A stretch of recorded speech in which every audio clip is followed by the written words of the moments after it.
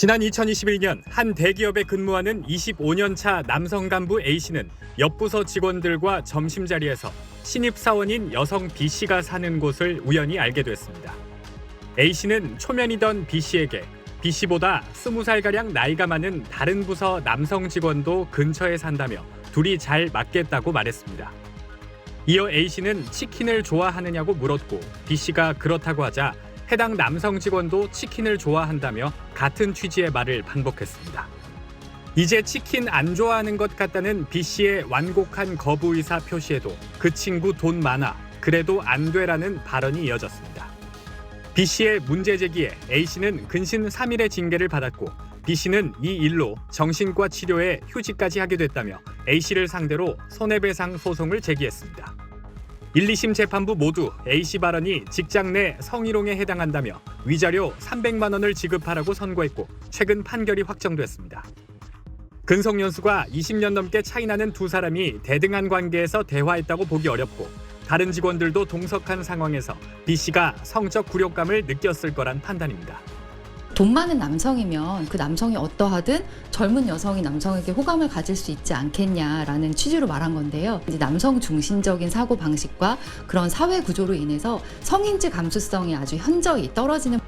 A씨 측은 미혼인 남자 동료에 관한 농담에 불과했고 성적인 언동이 아니란 입장을 폈지만 재판부는 성적 동기나 의도, 음란한 표현이 없더라도 사회 통념상 성적 굴욕감이나 혐오감을 느끼게 하는 언행도 성희롱에 해당한다며 받아들이지 않았습니다.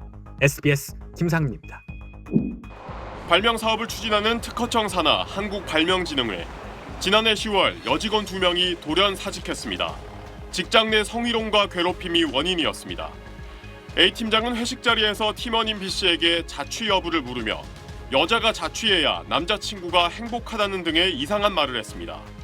다른 직원 C씨에게도 가디건 단추가 풀렸다는 등 옷매무새를 지적하며 성적 수치심을 유발하는 말을 했습니다.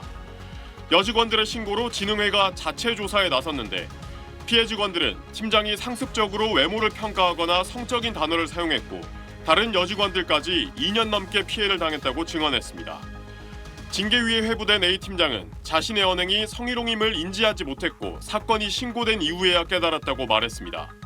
징계위는 A팀장의 성희롱은 면직까지 가능한 수준이라고 판단했습니다. 하지만 최종 처분은 정직 1개월에 그쳤습니다. 신체적인 접촉이 없었고 부서 업무 공백을 최소화해야 한다는 이유였습니다.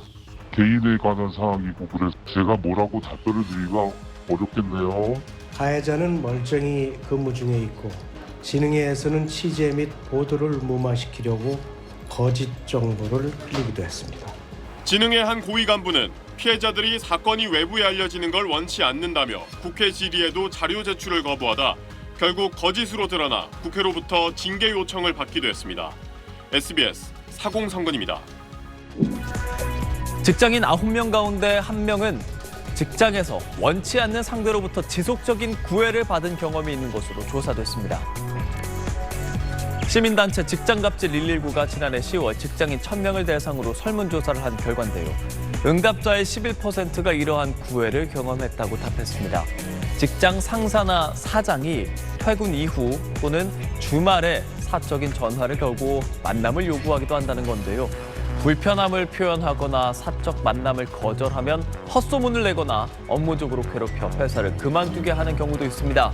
직장갑질 119는 회사 내 원치 않는 구애는 스토킹으로 발전할 가능성도 높다며 고용주 등은 구애 갑질이 벌어지는지 확인하고 직장 내 괴롭힘으로 판단해 조치해야 한다고 강조했습니다. 서인천 새마을 금고의 한 지점에 근무하던 20대 여성 직원 A씨. 재작년 7월 지점 순시에 나선 이사장으로부터 황당한 말을 들었습니다. 이사장님이 저를 보고 뜬금없이 이게 다 영그럽네 이렇게 처음 보면서 말문이 막힌 A씨에게 이사장은 비슷한 발언을 이어갔습니다. 영그럽다는 말이 뭔 말인지 알지? 이러는 거예요. 다 발달을 했네 컸네 약간 이런 느낌으로밖에 안.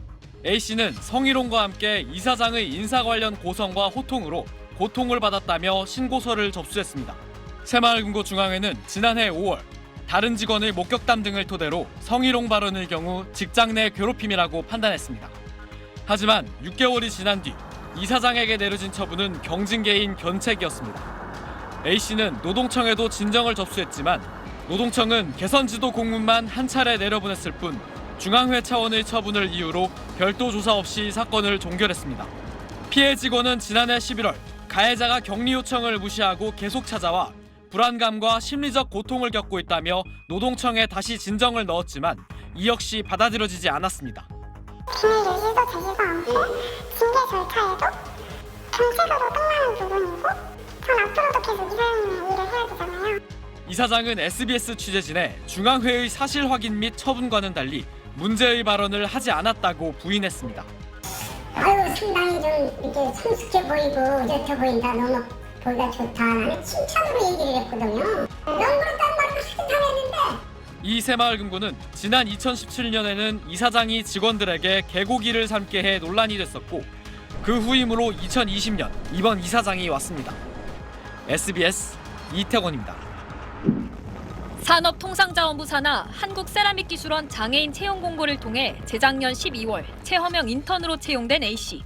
매일 투석 치료를 받으며 일하고 있는 A씨를 더 힘들게 한 건 간부 정모 씨의 성희롱과 괴롭힘이었습니다. 정규직을 시켜주고 싶은데 장애가 있어서 안 된다. 심장이 아픈데 머리까지 아프면 어떡하냐. 전부서에서는 예뻤는데 왜 지금 이렇게 살쪘냐. 손이 와이 까맣냐면서. 다른 직원들도 정 씨가 폭언이나 불쾌한 얘기를 서슴지 않았다고 말했습니다. 쌍욕을 하면서 이거밖에 안 되냐 뭐를 던진다거나 그런 것도 들었던 것 같고 다른 학생들이나 연구원들한테 이제 출장 가서 항상 성매매 이야기를 많이 하셨고요. 무슨 안마방이 있고 여기 한번 가봐야 된다. 시간 되면 한번 같이 가봐야 된다. 이런 말씀 되게 많이 해요. 문제 제기는 어려웠습니다. 다른 간부급 인사라든가 다 자기 편이라고 항상 이야기를 세라믹 업계에서 평판이 남고 추천서 받아야 되고 이런 입장인 애들이어서 사실은 적극적으로 대응을 할 수가 없죠. 수개월간 이어진 고통에 A씨는 지난 5월 감사실을 찾았습니다. 공식 조사를 꺼리는 듯한 감사실 설명에도 공식적으로 하기보다는 일반적으로는 제가 그냥 생각은 정보를 일단 두고라도 줘서 조직원이 하는 게 좀 언행에 대한 부분이 바로 보실 수가 있으니까. A씨는 신고 의사를 분명하게 밝혔습니다. 조사하고 뭐 준비하면 집에서 가버려요. 시간이 가버려요. 저는 업무량이 크고 싶지 않아요. 그렇다면 당장하셔서 그렇게 하시는 게 저는 맞을 것 같아요. 하지만 지난달 말까지 아무런 조치가 없었습니다. 지금 어떻게 상황이 돌아가고 있는지 확인도 없었고 그냥 진짜 덮은 거죠. 태도가 완전 바뀐 가해자의 모습을 계속 보다 보니까 혼자 신고해서 해결할 수가 없겠구나라는.